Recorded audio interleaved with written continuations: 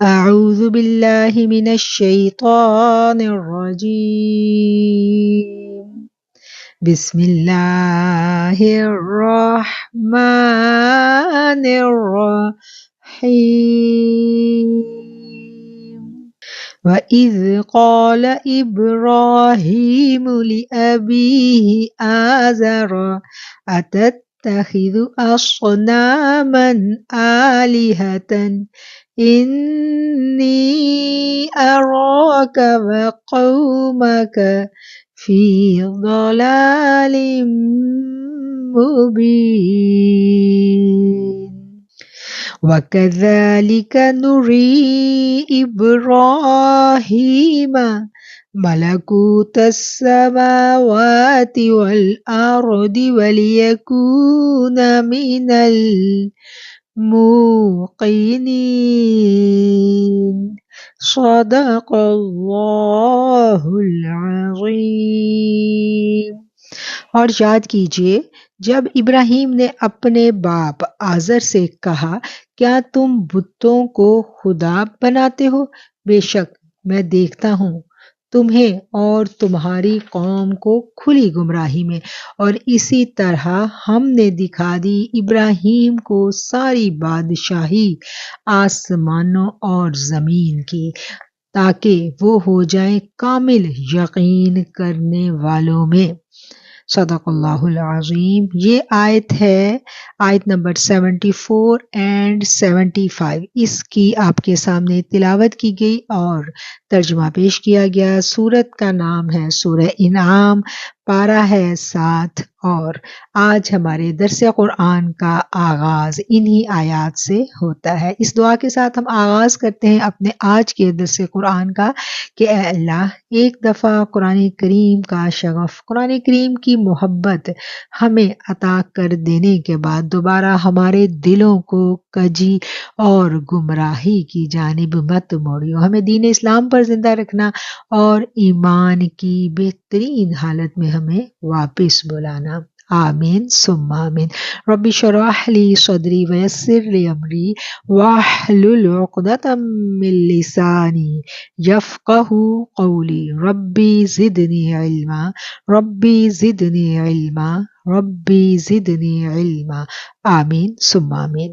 حضرت ابراہیم علیہ السلام کو مشرکین عرب، مکہ کے کفار، یہودی، مدینہ کے رہنے والے اور عیسائی، یعنی کہ وہاں کے رہنے والے جتنے بھی اہل کتاب تھے، اس کے علاوہ مکہ کے جتنے مشرکین تھے، وہ سارے کے سارے حضرت ابراہیم علیہ السلام کی عظمت، ان کی جلالت، ان کی شان اور ان کی رسالت کے معترف تھے، اور اہل عرب کو اس بات پر ناز تھا کہ وہ اس مقدس ہستی کی اولاد میں سے ہیں۔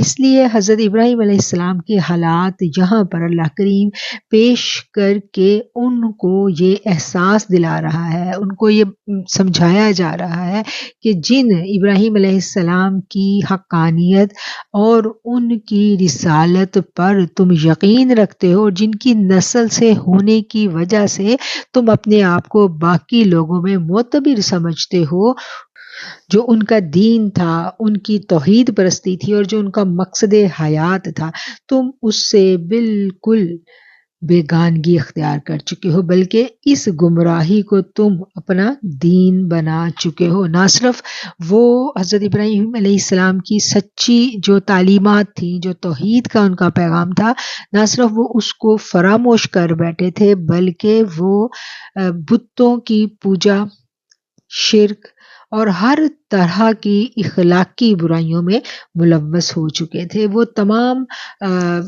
مقصد جس کے لیے ابراہیم علیہ السلام نے اپنی پوری زندگی قربانیاں دی، وہ اسی قربانیوں کو پس پشت ڈال کر اب اللہ کی نافرمانیوں کی راہ پر گامزن تھے۔ اللہ کریم یہاں پر نبی کریم صلی اللہ علیہ وآلہ وسلم کی زبانی مشرکین مکہ کو اور یہود و نصارہ کو خطاب کرتے ہوئے فرما رہے ہیں کہ یاد کرو۔ کس کو یاد کرو؟ ابراہیم علیہ السلام کو یاد کروایا جا رہا ہے کہ جب انہوں نے توحید کی دعوت دی تھی اور انہوں نے اپنے جو والد ہیں ان کو مخاطب کر کے کہا تھا کہ تم لوگوں نے جو بتوں کو اپنا خدا بنا لیا ہے یہ صریحاً گمراہی ہے، یہ کھلی گمراہی ہے۔ انی اراکا، بے شک میں دیکھ رہا ہوں آپ کو، وقومکا، اور آپ کی قوم کو، فی ضلال مبین، کھلی ہوئی گمراہی میں۔ یہ انہوں نے مخاطب کس کو کر کے کہا تھا؟ آزر کو۔ آزر کون تھا؟ آزر کے بارے میں یہاں پر لفظ استعمال ہوا ہے لی ابی ہی کا جو معنی ہے، جب ہم اس کے بارے میں مفسرین کی رائے دیکھتے ہیں، عام طور پر تو ابی جو ہے وہ والد کے لیے استعمال ہوتا ہے، لیکن لغت میں یہ لفظ جو ہے یہ چچا کے لیے بھی استعمال کیا جاتا ہے۔ حضرت ابراہیم علیہ السلام کے والد کا نام آزر تھا یا ان کے چچا کا نام؟ حضرت ابراہیم علیہ السلام مسلمان تھے۔ اس مقام پر علامہ آلوسی بغدادی نے اپنی تفسیر روح المعانی میں لکھا ہے کہ اور ان کے علاوہ علماء اہل سنت کی بھی یہی رائے ہے کہ آزر حضرت ابراہیم کے والد نہ تھے، کیونکہ نبی کریم صلی اللہ علیہ وسلم کے آباء و اجداد میں کوئی شخص بھی مشرک نہیں تھا۔ کیسے مشرک نہیں تھا؟ کیونکہ یہ بات میرے آقا علیہ الصلوۃ والسلام خود فرما چکے ہیں۔ آقا نے فرمایا کہ میں ابتدا سے آخر تک پاک لوگوں کی پشتوں سے پاک خواتین کے رحموں سے منتقل ہوتا چلا آیا ہوں۔ علماء اہل سنت کی اکثریت کا یہ قول ہے کہ آزر حضرت ابراہیم علیہ السلام کے چچا کا نام تھا۔ اب کا لفظ چچا کے معنی میں بھی استعمال ہوتا ہے۔ حضرت ابراہیم علیہ السلام کے والد مشرک نہیں تھے۔ اس کی ایک اور دلیل جو ہے وہ علماء کرام یہ پیش کرتے ہیں کہ کسی بھی ایسے شخص کے لیے دعائے مغفرت کرنے کی دین اسلام اجازت نہیں دیتا جو کافر ہو، جو شرک پر مر جائے اس کے لیے دعائے مغفرت کی اجازت نہیں ہے۔ اسی لیے کفر و شرک پر مرتا ہے اس کا نماز جنازہ جو ہے وہ ہم ادا نہیں کر سکتے، اس کے لیے نہ نماز جنازہ ہے نہ اس کے لیے مغفرت کی دعا ہے۔ جب کہ حضرت ابراہیم علیہ السلام نے جو دعا مانگی اس کے الفاظ یہ ہیں، ربنا اغفر لی ولوالدی وللمؤمنین یوم یقوم الحساب۔ ربنا اغفر لی، اے رب مجھے بخش دے اور میرے والدین کو بخش دے اور مسلمانوں کو، یعنی تمام مسلمانوں کو بخش دے۔ اگر حضرت ابراہیم علیہ السلام کے والد کافر ہوتے تو ایک پیغمبر یہ جانتے ہوئے کہ کافر کی بخشش نہیں ہو سکتی ان کی مغفرت کے لیے دعا کبھی نہ کرتے۔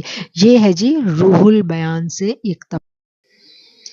اب جو ہے یہ عربی زبان میں چچا کے لیے بھی استعمال ہوتا ہے، اور اس کے لیے جو علماء کرام ایک اور استدلال پیش کرتے ہیں وہ یہ ہے کہ حدیث شریف میں آتا ہے، حضرت محمد مصطفیٰ صلی اللہ علیہ وسلم نے حضرت عباس کو اب یعنی باپ فرمایا، چنانچہ ارشاد کیا، ردو علی ابی، یہاں ابی سے مراد حضرت عباس ہیں، خزان العرفان۔ تو گویا ہمیں تفاسیر کا مطالعہ کرنے سے یہ بات واضح ہو جاتی ہے کہ آزر حضرت ابراہیم علیہ السلام کے حقیقی والد نہیں تھے، کیونکہ جو مشرک ہے اس کے لیے اسلام بخشش کی دعا مانگنے کی اجازت نہیں دیتا، اور حضرت ابراہیم علیہ السلام اور ان کے بیٹے نے جب خانہ کعبہ کی دیواریں بلند کی تھی تو انہوں نے یہ دعا مانگی تھی۔ وہ دعا قرآن کریم میں درج ہے، ربنا اغفر لی ولوالدی، یا اللہ تعالیٰ تو بخش دے، رب تو بخش دے میرے والدین کو، وللمؤمنین، اور تمام ایمان والوں کو، تمام مومنوں کو بخش دے۔ تو یہ دعا چونکہ مانگی گئی اور ایک پیغمبر ہے، ان کو پتہ ہے کہ بخشش جو ہے وہ مشرک کی ممکن ہی نہیں ہے، اور اللہ اس کی اجازت بھی نہیں دیتا کہ کوئی پیغمبر یا کوئی اللہ کا بندہ جو ہے مومن بندہ وہ کسی مشرک کے لیے دعا کرے۔ یہ بات یہاں پر واضح ہو گئی، اور اس کے بعد آگے آ جاتا ہے، انہوں نے اپنے جو چچا تھے ان کو یہ کہا کہ آپ بتوں کی پوجا کرتے ہیں، جو کہ ایک ناپسندیدہ عمل تھا۔ ڈیفینیٹلی وہ لوگ بتوں کو پوجتے تھے، بتوں کو خدا کا ہمسر بناتے تھے، اور حضرت ابراہیم کے یہاں الفاظ آگے کہ میں آپ کو اور آپ کی قوم کو صریح یعنی کھلی گمراہی میں دیکھتا ہوں، اور اسی طرح وَكَذَلِكَ نُرِي، اور اسی طرح ہم نے دکھا دی ابراہیم علیہ السلام کو ملکوت السماوات والارض، بادشاہی آسمانوں کی اور زمین کی، لیکونا ولیکون من الموقنین، تاکہ وہ یقین کرنے والوں میں سے ہو جائیں۔ آسمانوں اور زمین کی ساری بادشاہی ابراہیم علیہ السلام کو دکھلائی گئی۔ ابراہیم علیہ السلام کو زمین کی بادشاہی دکھلائی گئی، یہ تو بات کچھ سمجھ میں آ جاتی ہے، اور آسمانوں کی بادشاہی دکھائی گئی، یہ بات ہمیں سمجھ میں نہیں آتی کہ آسمانوں کی بادشاہی کوئی کیسے دیکھ سکتا ہے۔ اور اس کی تفسیر میں جب ہم جاتے ہیں تو امام راضی فرماتے ہیں کہ اللہ کریم کے انوارات و تجلیات ہر لمحہ ذو فشاں ہیں، لیکن انسانی روح کسی نہ کسی حجاب کے باعث ان کے مشاہدے سے محروم رہتی ہے۔ جیسے جیسے حجاب ہٹتا اور سرکتا جاتا ہے، ویسے ہی انوار کا مشاہدہ شروع ہو جاتا ہے۔ ہر انسان کسی نہ کسی حجاب میں ہوتا ہے۔ کچھ لوگ ہیں جن پر نور کے حجابات ہیں، اور کچھ لوگ ہیں جن کے اوپر ظلمات کے حجابات ہیں۔ کچھ ظلمت کے حجابات میں گم گشتہ ہیں اور کچھ نور کے حجابات میں گم گشتہ ہیں۔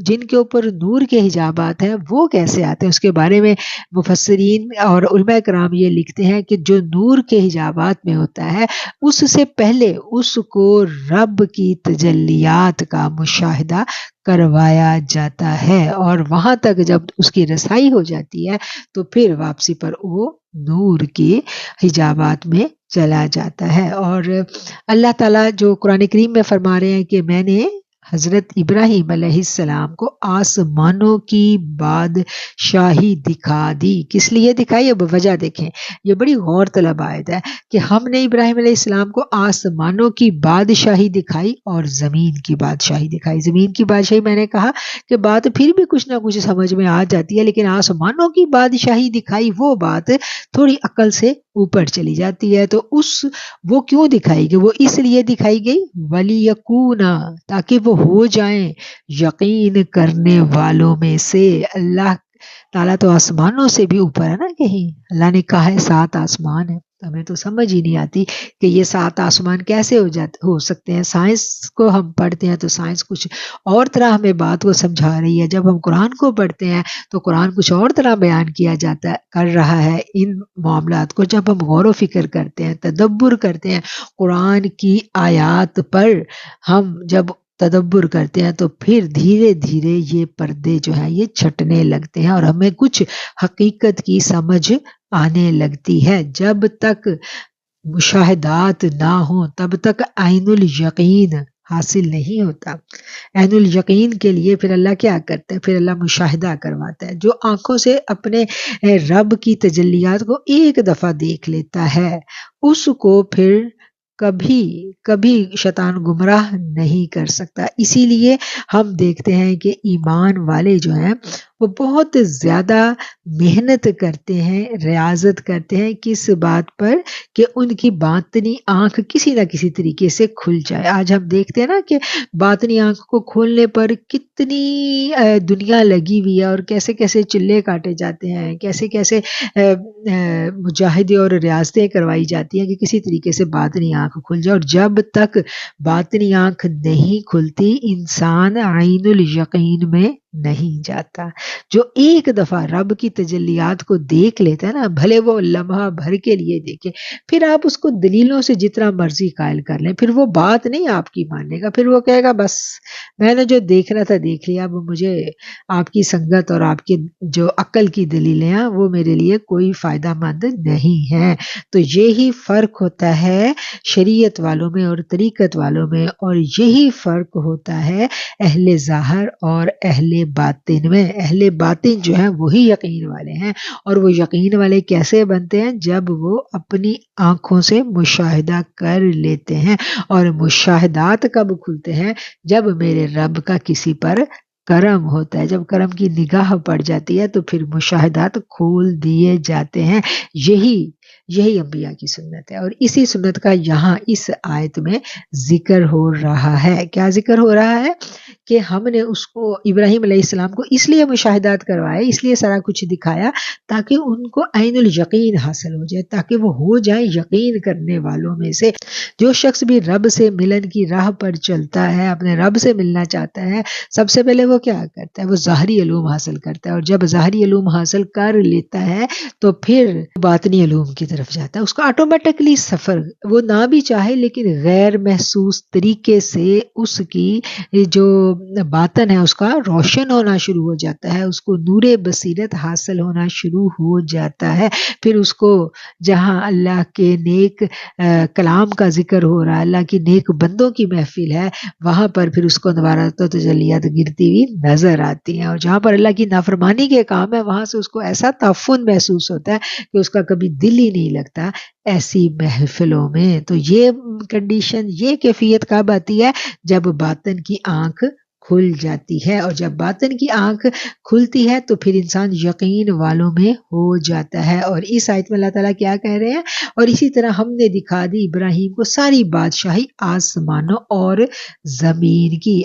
آسمانوں کی ساری بادشاہی جو ہے یہ پوشیدہ ہے، یہ ظاہر کسی کو نظر نہیں آتی، یہ اسی کو نظر آتی ہے جس پر اللہ کا کرم ہو۔ اور ابراہیم کو تو اللہ نے اپنا دوست بنایا تھا، اور اپنے دوست سے پھر دوست نے کیا حجاب رکھنے تھے، کیا پردہ رکھنا تھا، پھر اللہ نے ان کو اپنا انوارات و تجلیات کا جو فیضان ہے وہ بھرپور انداز میں ان کو عطا کیا۔ فلما جن علیہ اللیل رأى کوكبا هذا ربی فلما افل قال لا احب الآفلین۔ پھر جب چھا گئی ان پر رات تو دیکھا انہوں نے ایک ستارہ، بولے کیا یہ میرا رب ہے؟ قال ھذا ربی، کہا کیا یہ میرا رب ہے؟ فلما افل، پھر جب وہ ڈوب گیا، قال، بولے لا احب الآفلین، بولے میں نہیں پسند کرتا ڈوب جانے والوں کو۔ فلما رأى القمر، پھر جب دیکھا چاند کو چمکتے ہوئے، قال، کہا ھذا ربی، کیا یہ میرا رب ہے؟ فلما افل قال لئن لم يهدني ربي لأكونن من القوم الضالين۔ پھر جب وہ بھی غروب ہو گیا تو آپ نے کہا اگر ہدایت نہ دیتا مجھے میرا رب تو ضرور ہو جاتا میں بھی گمراہ قوم میں سے۔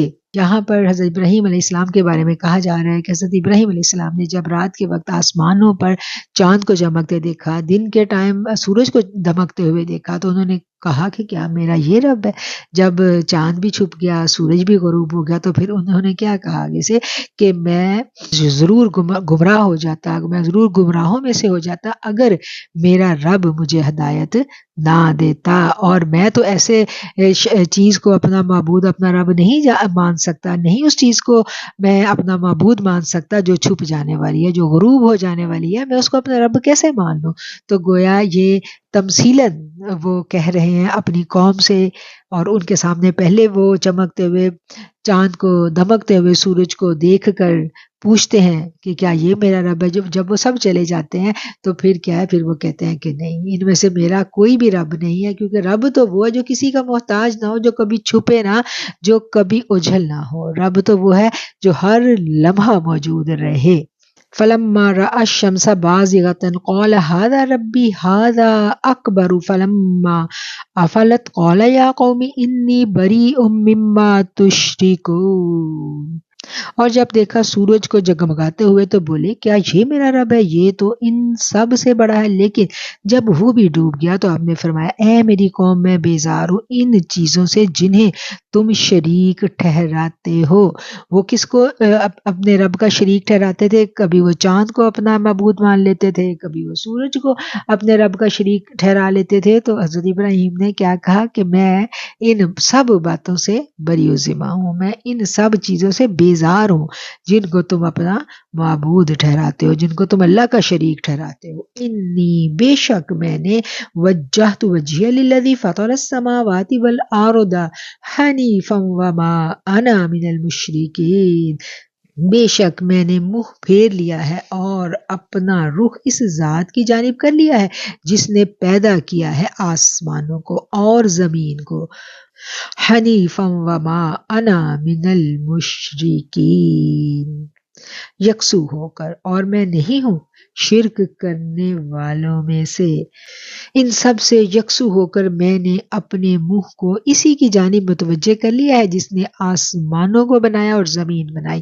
اور میں شرک کرنے والوں میں سے نہیں ہوں۔ یہ کن کن کی دعا ہے؟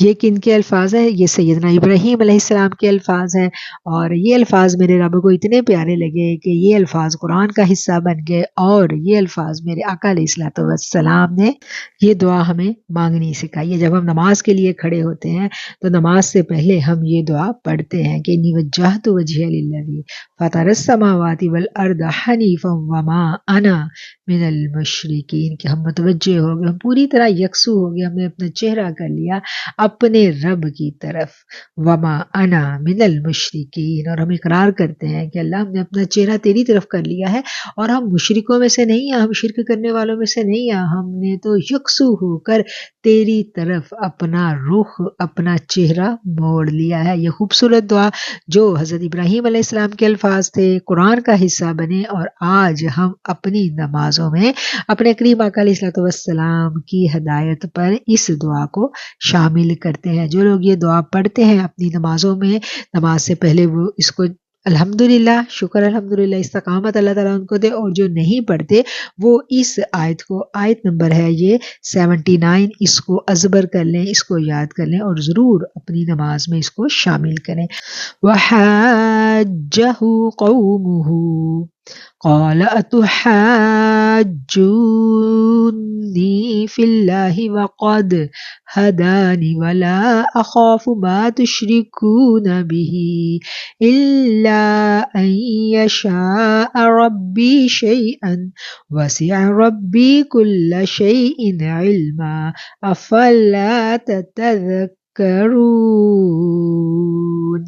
وحاجہ قومہ، اور ان سے ان کی قوم جھگڑنے لگی، قال انہوں نے کہا اتحاجونی، کیا تم مجھ سے جھگڑتے ہو اللہ کے بارے میں، حالانکہ اس اللہ نے ہدایت دے دی ہے مجھے اور میں نہیں ڈرتا، ولا اخاف، اور مجھے کوئی خوف نہیں ہے، کوئی ڈر نہیں ہے، ما تشرکون، جن کو تم شریک ٹھہراتے ہو، بھی اس کے ساتھ، کہ جن بتوں کو تم اللہ کے ساتھ شریک ٹھہراتے ہو، مجھے ان کا کوئی ڈر نہیں ہے، الا ان یشاء ربی شیئا، سوائے اس کے کہ میرا رب مجھے کوئی تکلیف پہنچانا چاہے، وسیع ربی، احاطہ کر رکھا ہے میرے رب نے، کل شیء، ہر چیز کا، علم کے اعتبار سے، افلا تتذکرون، کیا تم نصیحت نہیں پکڑتے، افلا، کیا بھلا نہیں، تتذکرون، تم نصیحت پکڑتے۔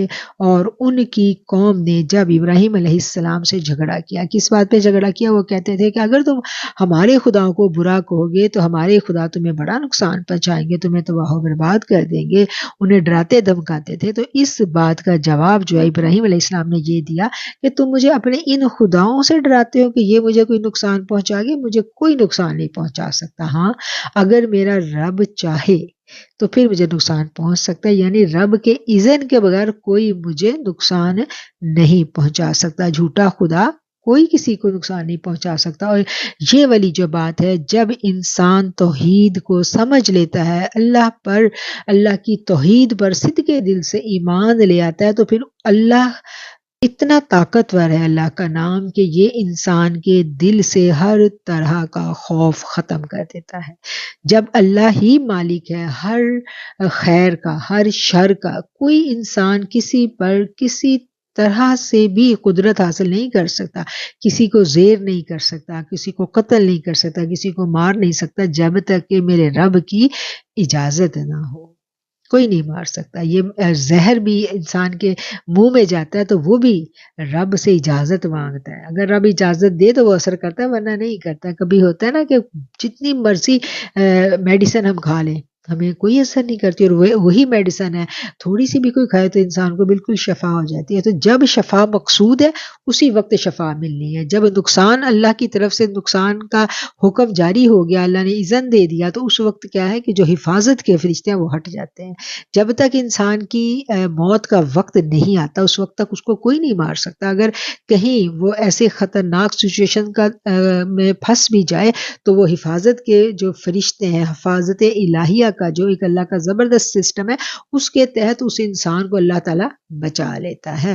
اور جب یہ بات ہمیں سمجھ میں آ جاتی ہے تو پھر ہر انسان جو ہے اس کا یہی جواب ہوتا ہے کہ اللہ کے سوا مجھے کسی کا ڈر نہیں ہے۔ اللہ یہ ہے جو مجھے نقصان پہنچا دیتا ہے، نفع پہنچا دیتا ہے، اور اگر اللہ نہ چاہے تو کوئی شے بھی مجھے نفع اور نقصان پہنچانے پر قدرت نہیں رکھتی۔ وہ حضرت ابراہیم علیہ السلام کو ڈرا رہے تھے تو اس کے جواب میں ابراہیم علیہ السلام نے فرما دیا کہ تم جو مجھے اپنے شریکوں سے ڈرا رہے ہو، مجھے ان سے کوئی ڈر خوف نہیں ہے کہ یہ مجھے کوئی نقصان پہنچا سکتے ہیں۔ ہاں، میرا رب ہے، اگر وہ مجھے نقصان پہنچانا چاہے تو وہ مجھے پہنچا سکتا ہے۔ وہ بڑی وسعتوں والا ہے، وسیع ربی کل شیء علما، اس کا علم اتنا وسیع ہے کہ وہ ہر شے کا احاطہ کیے ہوئے ہے۔ تو کیا تم نصیحت قبول نہیں کرو گے؟ ان آیات سے پتہ چلتا ہے کہ جب ابراہیم علیہ السلام کے دلائل کے سامنے وہ لاجواب ہو گئے تو پھر آپ سے جھگڑنے لگے اور کہنے لگے اے ابراہیم، خداؤں کی حد تک سے باز آ جاؤ، ورنہ ان خداؤں کا غضب تم پر حملہ آور ہو جائے گا، پھر رہائی کی کوئی صورت نہیں رہے گی۔ آپ فرماتے ہیں مجھے ایسی دھمکیاں کیوں دیتے ہو؟ اپنے خداؤں سے کہہ دو میرا جو بگاڑ سکتے ہو وہ بگاڑ لو، مجھے کوئی اندیشہ نہیں۔ ہاں، اگر میرا رب مجھے کسی آزمائش میں مبتلا کر دے تو پھر اس سے کوئی بچت نہیں ہے۔ جب تک رب کا اذن نہ ہو اس وقت تک کوئی چیز بھی نقصان نہیں پہنچا سکتی۔ وَكَيْفَ أَخَافُ مَا أَشْرَكْتُمْ وَلَا تَخَافُونَ أَنَّكُمْ أَشْرَكْتُمْ بِاللَّهِ مَا لَمْ يُنَزِّلْ بِهِ عَلَيْكُمْ سُلْطَانًا فَأَيُّ الْفَرِيقَيْنِ أَحَقُّ بِالْأَمْنِ إِن كُنتُمْ تَعْلَمُونَ۔ اور تمہارے شریکوں سے کیوں ڈروں، حالانکہ تم اس بات سے نہیں ڈرتے کہ اللہ کا شریک ٹھہراتے ہو اس چیز کو جس کی اللہ نے تم پر کوئی دلیل نہیں اتاری۔ اگر تم کو کچھ سمجھ ہے تو بتلاؤ، دونوں جماعتوں میں سے امن کا زیادہ مستحق کون ہے؟ اللہ لا شریک ہے، اللہ غالب ہے، اللہ حکمت والا ہے، اللہ ہر چیز پر قدرت والا ہے۔ جب یہ بات سمجھ میں آ جاتی ہے تو پھر یہ آیتیں جو ہے نا خود بخود ہمیں سمجھ میں آ جاتی ہیں کہ جو حضرت ابراہیم علیہ السلام کے اور ان کی قوم کے درمیان مکالمہ ہو رہا ہے اس کی تمام معنی اور مفہوم جو ہے وہ ہمارے سامنے عیاں ہو جاتے ہیں۔ الذین آمنوا ولم یلبسوا ایمانہم بظلم اولئک لہم الامن وہم مہتدون۔ جو لوگ ایمان لائے انہوں نے اپنے ایمان میں شرک نہیں ملایا، امن انہیں کے لیے ہے اور وہی راہ راست پر ہیں۔ حضرت ابن مسعود رضی اللہ تعالیٰ عنہ فرماتے ہیں جب یہ آیت نازل ہوئی تو صحابہ بہت پریشان ہو گئے اور نبی کریم صلی اللہ علیہ وسلم کی خدمت میں حاضر ہوئے اور عرض کی ہم میں سے کون ہے جس نے اپنے آپ پر ظلم نہ کیا ہو؟ تو آقا علیہ الصلوۃ والسلام نے فرمایا کہ یہاں ظلم سے مراد گناہ نہیں ہے بلکہ شرک ہے۔ الذین آمنوا، وہ لوگ جو ایمان لائے، ولم یلبسوا ایمانہم بظلم، اور انہوں نے نہیں ملایا اپنے ایمان کو ظلم سے۔ ہم اپنی جانوں پر ظلم کرتے ہیں، اس سے کیا مراد ہے؟ اس سے مراد یہی ہے نا کہ جو ہم گناہ کا کام کرتے ہیں وہ اپنی جان پر ہی ظلم ہے نا۔ تو یہ آیت جب نازل ہوئی تو صحابہ کرام جو تھے وہ پریشان ہوئے، آقا علیہ الصلوۃ والسلام کے پاس گئے تو پھر آقا علیہ الصلوۃ والسلام نے ان کو تسلی دی۔ انہوں نے کہا کہ اس سے مراد یہاں یہ نہیں ہے کہ گناہ تو ہر انسان سے کبھی نہ کبھی سرزد ہو ہی جاتا ہے، یہاں اس ظلم سے مراد شرک ہے۔ اولئک لہم الامن، یعنی جس نے زندگی میں کبھی شرک نہیں کیا پھر ان کے لیے کیا ہے؟ انہی کے لیے ہے امن۔ امن کا کیا مطلب ہے کہ پھر وہ اللہ کی امان میں، اللہ کی حفاظتوں میں ہے اور وہی لوگ ہدایت یافتہ ہیں۔ وہ ہر طرح کے جہنم کے عذاب سے بھی بچا لیے جائیں گے، دنیا میں بھی وہ اللہ کی ناراضگی سے بچے رہیں گے، اور پھر ان کے لیے کیا انعام، سب سے بڑا انعام کیا ہے ایسے لوگوں کے لیے کہ اللہ تعالیٰ ان کو ہدایت یافتہ لوگوں میں شامل کر لیتا ہے۔ وَتِلْكَ حُجَّتُنَا آتیناہا ابراہیم علی قومہ نرفع درجات من نشاء ان ربک حکیم علیم۔ اور یہ ہماری دلیل ہے کہ ہم نے ابراہیم علیہ السلام کو اس کی قوم کے مقابلہ میں دی تھی، ہم جس کے چاہیں درجے بلند کرتے ہیں، بے شک تیرا رب حکمت والا اور جاننے والا ہے۔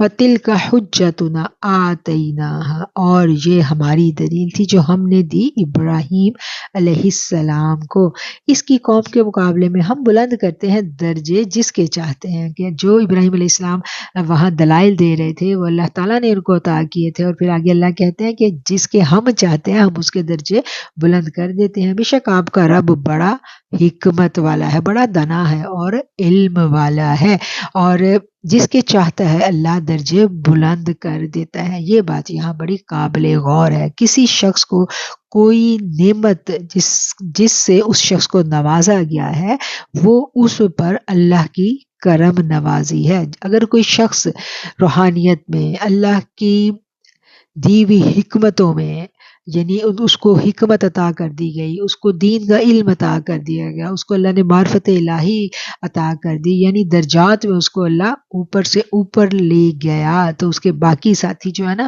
ان کے دلوں میں کسی طرح کا بغض اور حسد پیدا نہیں ہونا چاہیے، کیونکہ یہ آج کل بات ہم میں بہت زیادہ موجود ہے، جہاں دنیا دار ایک دوسرے کو آگے بڑھتا دیکھ کر حسد میں مبتلا ہو جاتے ہیں نا، بغض میں مبتلا ہو جاتے ہیں، اور چاہتے ہیں کہ اگر اس کے پاس ہے تو ہمارے پاس کیوں نہیں ہے۔ بالکل اسی طرح دین داروں میں بھی آج کل یہ والی جو باتیں ہیں یہ نظر آتی ہیں، کہ اگر کوئی شخص روحانیت میں یا دین میں زیادہ آگے جاتا ہوا نظر آئے تو اس کے باقی ساتھی جو ہیں وہ اس کی اس نعمت سے کبھی بھی دل میں تنگی محسوس نہ کریں۔ کیوں؟ کیونکہ یہ رب کی مرضی ہے، درجات کی بلندی صرف اس کے اختیار میں، وہ جس کو چاہتا ہے اس کے درجے بلند کر دیتا ہے۔ ہاں، ساتھیوں کا کیا کام ہے کہ اس کو دیکھ کے خوش ہوں اور کیا کہیں، ماشاءاللہ، کہ جو میرے رب نے چاہا، اور اس سے اور محبت میں آگے بڑھیں۔ اگر ایک شخص جو ہے ہمیں نظر آئے کہ وہ ہم سے آگے جا رہا ہے تو ہمارا کام یہ نہیں ہے کہ اپنے دل میں اس کے لیے تنگی محسوس کرنے لگ جائیں، بلکہ ہم اس سے اور زیادہ محبت کریں، تو اس محبت کے صدقے پھر یقیناً اللہ کریم ہمیں بھی نواز دیں گے۔ وَوَهَبْنَا لَهُ اسحاق ویعقوب کلا ہدینا ونوحا ہدینا من قبل ومن ذریته داود وسلیمان وایوب ویوسف وموسى وہارون وکذلک نجزی المحسنین۔ اور ہم نے ابراہیم کو اسحاق اور یعقوب بخشے، ہم نے سب کو ہدایت دی، اور اس سے پہلے ہم نے نوح کو ہدایت دی، اور اس کی اولاد میں سے داؤد اور سلیمان اور ایوب، یوسف اور موسیٰ اور ہارون ہیں، اور اسی طرح ہم نیکوکاروں کو بدلہ دیتے ہیں۔ حضرت ابراہیم کی نسل سے جتنے پیغمبر آئے ان کا یہاں پر ذکر ہو رہا ہے۔ وَزَكَرِيَّا وَيَحْيَا وَعِيسَى وَإِلْيَاسَ كُلٌّ مِّنَ الصَّالِحِينَ، اور زکریا اور یحییٰ اور عیسیٰ اور الیاس سب نیکوکاروں میں سے تھے، سب صالحین میں سے تھے، اور یہ سب کے سب کس کی نسل سے ہیں؟ یہ ابراہیم علیہ السلام کی نسل سے ہیں۔ وَإِسْمَاعِيلَ وَالْيَسَعَ وَيُونُسَ وَلُوطًا وَكُلًّا فَضَّلْنَا عَلَى الْعَالَمِينَ، اور اسماعیل اور یسع اور یونس اور لوط، اور ہم نے سب کو سارے جہان والوں پر بزرگی عطا کی۔ وَمِنْ آبائهم وذرياتهم وإخوانهم واجتبيناهم وهديناهم إلى صراط مستقيم، اور ان کے باپ دادا اور ان کی اولاد اور ان کے بھائیوں میں سے بعضوں کو ہم نے ہدایت دی، اور ہم نے انہیں پسند کیا اور سیدھی راہ پر چلایا۔ ذَلِكَ هُدَى اللَّهِ يَهْدِي بِهِ مَن يَشَاءُ مِنْ عِبَادِهِ وَلَوْ أَشْرَكُوا لَحَبِطَ عَنْهُمْ مَا كَانُوا يَعْمَلُونَ۔ یہ اللہ کی ہدایت ہے اپنے بندوں کو جسے چاہے اس پر چلاتا ہے، اور اگر یہ لوگ شرک کرتے تو البتہ جو کچھ انہوں نے کیا وہ سب ضائع ہو جاتا۔ اب یہاں پیغمبروں کی جو نام ہے ان کا تعارف کروایا گیا ہے۔ کتنے سارے پیغمبر میں نے ابراہیم علیہ السلام کی اولاد میں بھیجے، اور پھر ان پیغمبروں کے بارے میں اللہ نے کہا کہ وہ سارے کے سارے صالحین میں سے تھے، اور اللہ تعالیٰ کی یہ ہدایت ہے، یہ اس کی عطا ہے جسے چاہتا ہے، اپنے بندوں میں سے جسے چاہتا ہے اس ہدایت کے لیے، اس سرفرازی کے لیے اللہ منتخب کر لیتا ہے۔ لیکن کون سے لوگ ہیں جو اس کیٹیگری میں آتے ہیں جن کو منتخب کیا جاتا ہے؟ یہ وہ لوگ ہوتے ہیں جنہوں نے کبھی شرک نہ کیا ہو۔ شرک ایک ظلم عظیم ہے۔ اللہ تعالیٰ اپنے ساتھ کسی کو بھی شریک کسی صورت برداشت نہیں کرتا۔ ہر گناہ معاف ہو، اللہ کہتا ہے میں ہر گناہ معاف کر دوں گا، لیکن شرک ایسا گناہ ہے جو میں معاف نہیں کروں گا۔ اور اللہ نے کیا کہا؟ اگر یہ لوگ شرک کرتے تو البتہ جو کچھ انہوں نے کیا تھا سب ضائع ہو جاتا، کہ مشرک اگر نیک عمل بھی کرے تو وہ نیک عمل بھی اس کے ضائع ہو جاتے ہیں۔ کیوں؟ کیونکہ اس نے اللہ کی ذات کے ساتھ شرک کیا۔ اولئک الذین آتیناہم الکتاب والحکم والنبوۃ فإن یکفر بها هؤلاء فقد وکلنا بها قوما لیسوا بها بکافرین۔ یہی لوگ ہیں جنہیں ہم نے کتاب اور شریعت اور نبوت عطا کی، پھر اگر مکہ والے ان باتوں کو نہ مانے تو ہم نے ان کی باتوں کو ماننے کے لیے ایسے لوگ مقرر کر دیے ہیں جو ان کے منکر نہیں ہیں۔ یعنی اگر کفار مکہ ہماری آیات کو نہ مانے اور دعوت اسلام کو قبول نہ کریں تو وہ اپنا ہی نقصان کریں گے، اسلام کو کوئی نقصان نہیں پہنچے گا، کیونکہ اس دین حق کو قبول کرنے کے لیے، اس کا پیغام دنیا کے گوشے گوشے تک پہنچانے کے لیے اللہ تعالیٰ نے انتظام کیا ہے۔ اور اللہ کیا فرما رہا ہے؟ ہم نے ایک ایسی قوم یعنی انصار، مہاجرین اور دوسرے لوگ جنہیں توفیق ایمان نصیب ہوئی ہے مقرر کر رکھی ہے۔ یہ اللہ کا پیغام ہے۔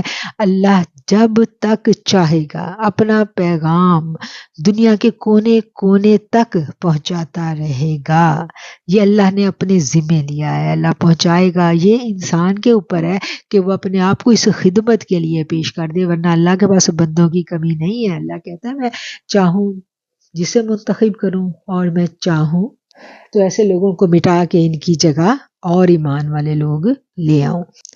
اولئک الذین ھدی اللہ فبہداہ مقتدہ قل لا اسألکم علیہ اجرا ان ھو الا ذکری للعالمین۔ یہ وہ لوگ تھے جنہیں اللہ تعالیٰ نے ہدایت دی، سو ان کے طریقے پر چل کر کہہ دیجئے میں تم سے اس پر کوئی مزدوری نہیں مانگتا، یہ تو جہان والوں کے لیے محض نصیحت ہے۔ ان ہوا الا ذکری للعالمین، یہ تو ذکر ہے، یہ ذکر جو ہے یہ اللہ کی نصیحت ہے۔ ذکر سے مراد یہاں پر نصیحت ہے، یہ اللہ کی نصیحت ہے، کس کے لیے؟ تمام جہان والوں کے لیے۔ بعض کفار اس غلط فہمی کا شکار تھے کہ آقا علیہ الصلوۃ والسلام نے جو نبوت کا دعویٰ کیا ہے اس سے پیچھے ان کا مقصد جو ہے وہ مال و دولت یا دنیا کی شان و شوکت جو ہے اس کو اکٹھا کرنا ہے۔ تو ان کی اس غلط فہمی کا ازالہ اللہ تعالیٰ نے یہاں پر کر دیا کہ یہ وہ لوگ تھے جنہیں اللہ نے ہدایت دی، سو آپ ان کے طریقے پر چل کر کہہ دیجئے کہ میں تم سے کوئی مزدوری نہیں مانگتا، مجھے اس کا کوئی معاوضہ نہیں چاہیے۔ پیچھے جتنے پیغمبر آئے ان کو بھی اللہ نے ہدایت دی تھی اور ان کے ذمہ یہ ڈیوٹی لگائی تھی، وہ اپنا کام کر کے چلے گئے۔ اب یہ ڈیوٹی جو ہے وہ نبی کریم صلی اللہ علیہ وسلم کے سپرد کر دی گئی، اور یہ اللہ تعالیٰ نے ان کو وحی کے ذریعے جو پیغام پہنچایا وہ پیغام جو ہے تمام جہان والوں کے لیے ایک نصیحت ہے، اور یہ نصیحت پہنچانے کی ذمہ داری اللہ کریم نے نبی مکرم محمد مصطفیٰ صلی اللہ علیہ وآلہ وسلم کے سپرد کی ہے۔ وما قدر اللہ حق قدرہ اذ قالوا ما انزل اللہ علی بشر من شیء قل من انزل الکتاب الذی جاء به موسیٰ نورا وہدی للناس تجعلونہ قراطیس تبدونہ وتخفون کثیرا وعلمتم ما لم تعلموا انتم ولا آباؤکم قل اللہ ثم ذرہم فی خوضہم یلعبون۔ اور ناقدر پہچانی انہوں نے اللہ کی جیسے اس کو پہچاننے کا حق تھا، جب کہا انہوں نے کہ نہیں اتاری اللہ نے کسی آدمی پر کوئی چیز یعنی وہی، آپ پوچھئے کس نے اتاری تھی وہ کتاب جسے لے آئے تھے موسیٰ، جو سراسر نور تھی اور ہدایت تھی لوگوں کے لیے، تم نے بنا لیا اسے الگ الگ کاغذ، ظاہر کرتے ہو اسے اور چھپا لیتے ہو اس کا بہت سارا حصہ، اور تمہیں سکھلایا گیا جو تم نہیں جانتے تھے اور نہ تمہارے باپ دادا۔ آپ فرما دیجئے اللہ پر چھوڑ دیجئے انہیں تاکہ وہ اپنی بے ہودہ باتوں میں کھیلتے رہیں۔ وما قدر اللہ، اور قدر نہ پہچانی۔ قدر کا معنی جو ہے وہ ہم دیکھتے ہیں کہ صاحب روح المعانی لکھتے ہیں اس کا اطلاق کسی چیز کو اس کے تمام پہلوؤں سمیت پہچاننے پر ہوتا ہے۔ قدر کا مطلب کیا لکھا گیا ہے کہ کسی چیز کو مکمل طور پر پہچان لینا اس کے تمام پہلوؤں سمیت۔ اللہ تعالیٰ اپنے بندوں سے مخاطب ہو کے کہہ رہے ہیں کہ جو تم پر اتارا گیا تم نے اس کو اس طرح نہیں پہچانا جیسے اس کی پہچان کا حق تھا، اور وما قدر اللہ، اور نہ قدر پہچانی انہوں نے اللہ کی جیسا کہ حق تھا اس کی قدر کو پہچاننے کا، جبکہ انہوں نے کہا کہ نہیں اتاری اللہ تعالیٰ نے کسی آدمی پر کوئی شے، کوئی چیز اللہ نے نہیں اتاری۔ مراد کیا ہے کہ کوئی وحی کسی آدمی پر نہیں اتری۔ تو اس کے بارے میں مفسرین کرام لکھتے ہیں کہ نبی کریم صلی اللہ علیہ وسلم نے جب نبوت اور نزول وحی کا دعویٰ کیا تو اہل مکہ کے لیے بالکل انوکھی چیز تھی۔ وہ اس بات کے قائل ہی نہ تھے کہ کوئی نبی بھی خدا کی طرف سے مبعوث ہوتا ہے اور اس پر خدا کی طرف سے بھی وحی آتی ہے۔ پہلے انہوں نے صاف انکار کر دیا، لیکن جب آیات قرآنی کا جمال ان کے دلوں کو لبھانے لگا، نبی کریم صلی اللہ علیہ وسلم کی روح پرور سیرت نے انہیں اپنی جانب مائل کرنا شروع کیا، تو وہ اب اس مسئلہ کے بارے میں سوچنے پر مجبور ہو گئے اور اس مشکل کو حل کرنے کے لیے انہوں نے یہودیوں کی طرف رجوع کیا۔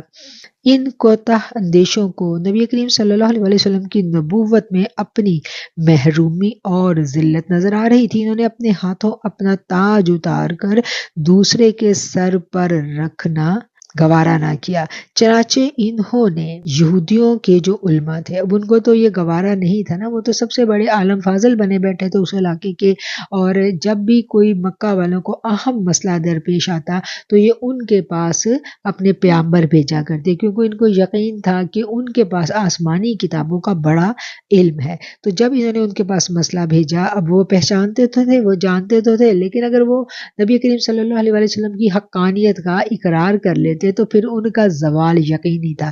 تو اس بات پر انہوں نے کیا کیا کہ انہوں نے کہہ دیا کہ اے اہل حرم، تم اس شخص کو ہرگز نبی مت ماننا، ہم اپنے علم کی بنا پر تمہیں بتاتے ہیں کہ خدا نے آج تک کسی انسان پر وحی نہیں بھیجی، تو یہ انسان ہو کر کیسے اس بات کا دعویٰ کر سکتے ہیں کہ وہ وحی سے مستفید ہو رہے ہیں۔ ان یہودیوں کے رد میں، یعنی کہ ان یہودیوں کے جواب میں اللہ تعالیٰ نے فرمایا اگر تمہارا یہ قول درست ہے تو پھر موسیٰ علیہ السلام بھی تو انسان تھے، ان پر وحی کیسے نازل ہوئی اور تورات کون لے کے آیا؟ جب موسیٰ علیہ السلام پر تورات نازل ہوئی تھی، حالانکہ وہ انسان تھے، تو نبی کریم صلی اللہ علیہ وسلم پر قرآن کے نازل ہونے میں کیا شبہ؟ اب سمجھ آ گئی اس بات کی کہ جب اہل مکہ جو تھے ان کو نبی کریم صلی اللہ علیہ وسلم کے دین کو بہت شدت کے ساتھ روکنے کے باوجود بھی کامیابی نہ ملی۔ انہوں نے بڑی کوشش کی کہ اس دعوت کے کام کو روک دیا جائے، لیکن ان کو کامیابی نہیں ملی۔ جب کامیابی نہیں ملی تو انہوں نے سر جوڑ کے بیٹھے، سوچا کہ اس کے پیچھے کیا وجہ ہے۔ تو یہ جاننے کے لیے انہوں نے بھیجے اپنے پیامبر یہودیوں کے علماء کے پاس، تو یہودیوں کے علماء نے آگے ان کو اور بہکا دیا اور کہا کہ کسی انسان پر تو وحی آ نہیں سکتی، اللہ کا پیغام انسان کے پاس تو نہیں آئے گا۔ تو اس پر پھر جواب جو ہے وہ قرآن خود دے رہا ہے کہ موسیٰ علیہ السلام پر بھی تو اللہ کی جانب سے وحی آئی تھی نا، ان پر بھی تو اللہ کا پیغام آیا تھا۔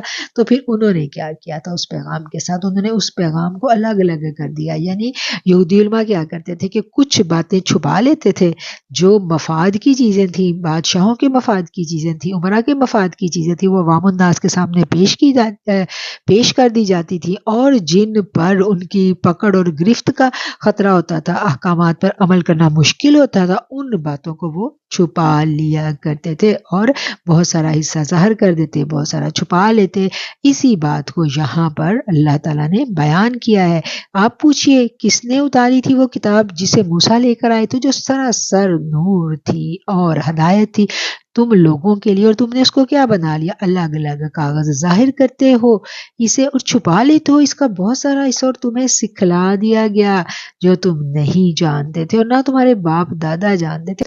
آپ فرما دیجئے انہیں اور پھر اللہ پر چھوڑ دیجئے انہیں، تاکہ وہ اپنی بیہودہ باتوں میں یلعبون، یوں ہی کھیلتے رہیں۔ وَهَذَا كِتَابٌ أَنزَلْنَاهُ مُبَارَكٌ مُصَدِّقُ الَّذِي بَيْنَ يَدَيْهِ وَلِتُنذِرَ أُمَّ الْقُرَىٰ وَمَنْ حَوْلَهَا وَالَّذِينَ يُؤْمِنُونَ بِالْآخِرَةِ يُؤْمِنُونَ بِهِ وَهُمْ عَلَىٰ صَلَاتِهِمْ يُحَافِظُونَ۔ اور یہ کتاب جسے ہم نے اتارا ہے برکت والی، ان کی تصدیق کرنے والی ہے جو اس سے پہلے تھی، تاکہ آپ مکہ والوں کو اور اس کے آس پاس والوں کو ڈرائیے، اور جو لوگ آخرت پر یقین رکھتے ہیں وہی اس پر ایمان لاتے ہیں اور وہی اپنی نمازوں کی حفاظت کرتے ہیں۔ وَهَذَا کتاب، اور یہ کتاب کون سی کتاب کی یہاں پر بات ہو رہی ہے؟ قرآن کریم کی بات ہو رہی ہے کہ اللہ تعالیٰ کہہ رہے ہیں کہ یہ وہ کتاب ہے جس کو ہم نے اتارا ہے، انزلناہ، کہ جس کو اتارا ہے ہم نے، جو مبارک کتاب ہے اور تصدیق کرتی ہے ان کتابوں کی جو اس سے پہلے آئی ہیں۔ یعنی اس سے پہلے آنے والی کون سی کتابیں تھی؟ جو حضرت موسیٰ پر آئی، حضرت عیسیٰ کے اوپر جو صحیفے آئے، یہ کتاب قرآن کریم جو ہے ان سب کی تصدیق کرنے والی ہے۔ کس لیے؟ وَلِتُنذِرَ أُمَّ الْقُرَىٰ، تاکہ ڈرائیں آپ کو، مکہ والوں کو، اور کن کو؟ جو ارد گرد کی بستیوں والے ہیں، تاکہ ان سب کو ڈر سنایا جائے۔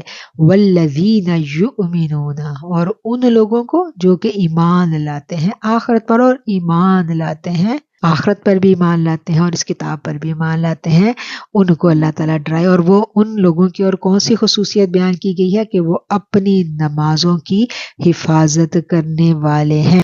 وَهَذَا كِتَابٌ أَنزَلْنَاهُ، اور یہ وہ کتاب ہے جسے ہم نے نازل کیا۔ اللہ کہتا ہے کہ میں نے اس کتاب کو نازل کیا ہے جو بڑی مبارک ہے، یہ بابرکت کتاب ہے، اور یہ ایسی کتاب ہے جو اپنے سے پہلے آنے والی آسمانی کتابوں کی بھی تصدیق کرتی ہے۔ اور یہ اللہ کے کس لیے اللہ تعالیٰ نے یہ نازل کی؟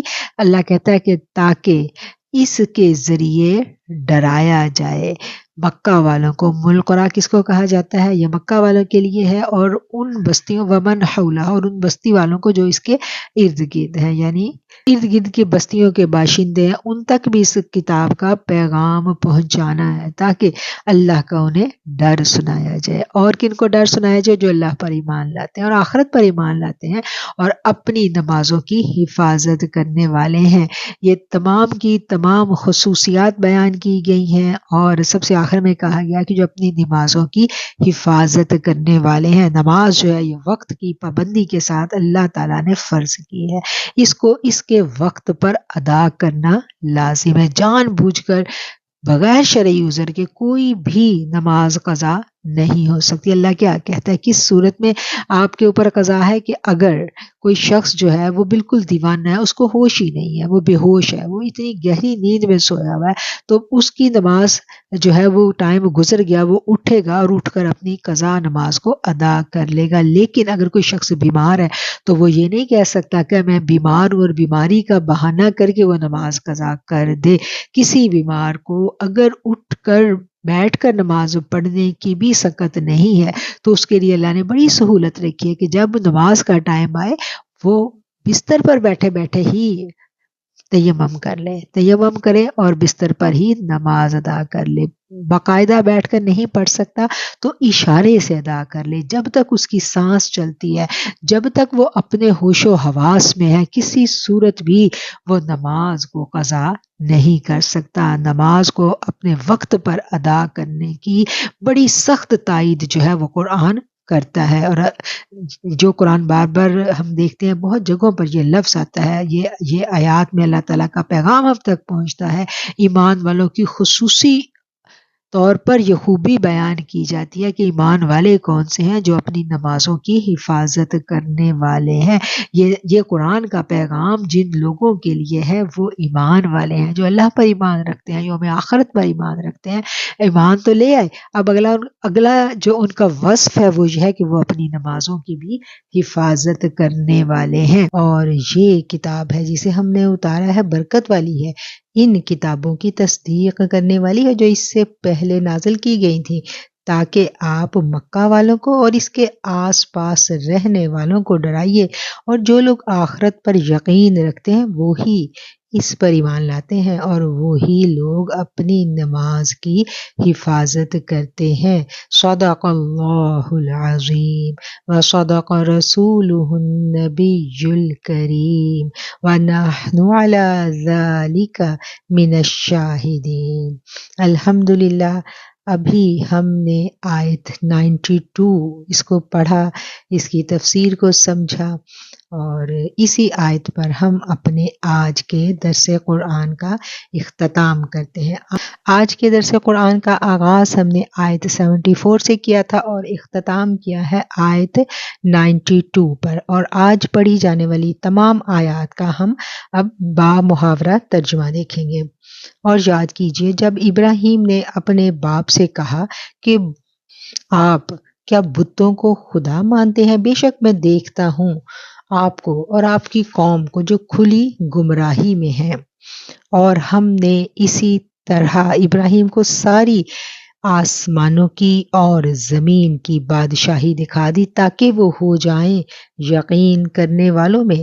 اور پھر جب رات نے ہر طرف اندھیرا کر دیا، فلما جنّا، پھر جب چھا گئی ان پر رات ہر طرف سے، انہوں نے ایک ستارے کو دیکھا تو بولے کیا یہ میرا رب ہے؟ پھر وہ غائب ہو گیا تو کہا میں غائب ہو جانے والوں کو پسند نہیں کرتا۔ پھر جب چاند کو چمکتا ہوا دیکھا تو کہا کیا یہ میرا رب ہے؟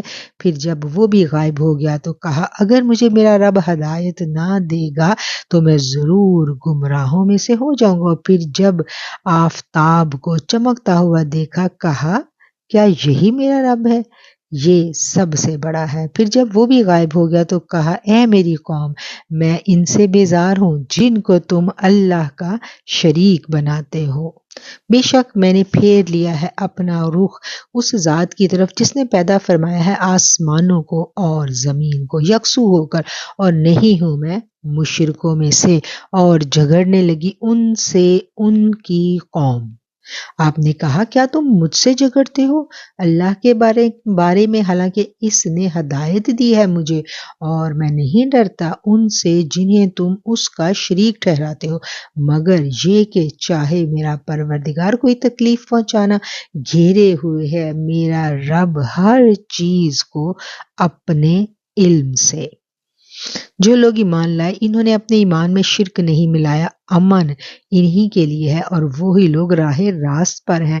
اور یہ ہماری دلیل ہے، ہم نے ابراہیم کو اس کی قوم کے مقابلے میں دی تھی، ہم جس کے چاہیں درجات کو بلند کر دیتے ہیں۔ بے شک آپ کا رب بڑی حکمت والا اور جاننے والا ہے۔ اور ہم نے ابراہیم کو اسحاق اور یعقوب بخشے، ہم نے سب کو ہدایت دی، اور اس سے پہلے ہم نے نوح کو ہدایت دی، اور اس کی اولاد میں سے داؤد اور سلیمان اور ایوب اور یوسف اور موسیٰ اور ہارون ہیں، اور اسی طرح ہم نیکوکاروں کو بدلہ دیتے ہیں۔ اور زکریا، یحییٰ اور عیسیٰ اور الیاس سب نیکوکاروں میں سے تھے، اور اسماعیل، یسع اور یونس اور لوط، اور ہم نے سب کو سارے جہان والوں پر بزرگی عطا کی ہے، اور ان کے باپ داداؤں اور ان کی اولاد اور ان کے بھائیوں میں سے بعض کو ہم نے ہدایت دی، اور ہم نے انہیں پسند کیا اور سیدھی راہ پر چلایا۔ یہ اللہ کی ہدایت ہے اپنے بندوں کو، جسے چاہے اس پر چلاتا ہے۔ اور اگر یہ لوگ شرک کرتے تو البتہ جو کچھ انہوں نے کیا تھا وہ سب ضائع ہو جاتا۔ یہی لوگ تھے جنہیں ہم نے کتاب اور شریعت اور نبوت دی تھی۔ پھر اگر مکہ والے ان باتوں کو نہ مانے تو ہم نے ان باتوں کے ماننے کے لیے ایسے لوگ مقرر کر دیے جو ان کے منکر نہیں ہیں۔